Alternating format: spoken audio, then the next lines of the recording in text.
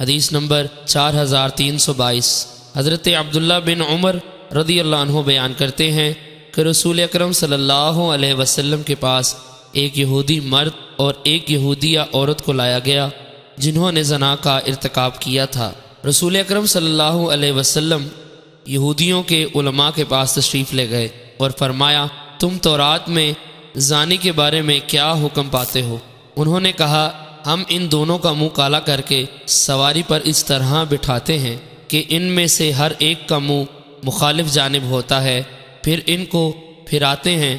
آپ نے فرمایا، تو رات لاؤ۔ اگر تم سچے ہو وہ تو رات لائے اور اسے پڑھا، حتیٰ کہ جب آیت رجم پر پہنچے تو پڑھنے والے نے اس آیت پر اپنا ہاتھ رکھ دیا اور اس کے آگے پیچھے سے پڑھنے لگا۔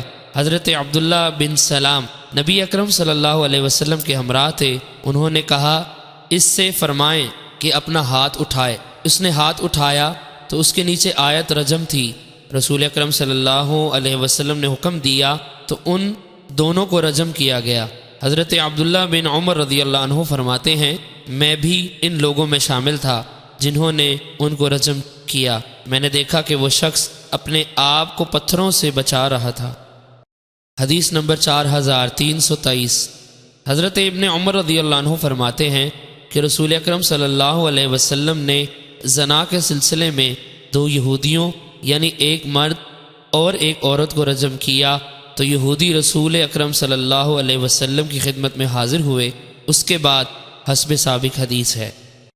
حدیث نمبر 4324۔ حضرت ابن عمر رضی اللہ عنہ سے مروی ہے کہ یہودی ایک مرد اور عورت کو جنہوں نے زنا کا ارتکاب کیا تھا رسول اکرم صلی اللہ علیہ وسلم کی خدمت میں لے کر آئے۔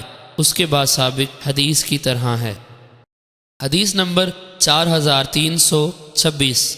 اور سند سے بھی یہ حدیث مروی ہے جس میں یوں ہے کہ نبی اکرم صلی اللہ علیہ وسلم نے رجم کا حکم دیا، اس کے بعد نزول آیت کا ذکر نہیں۔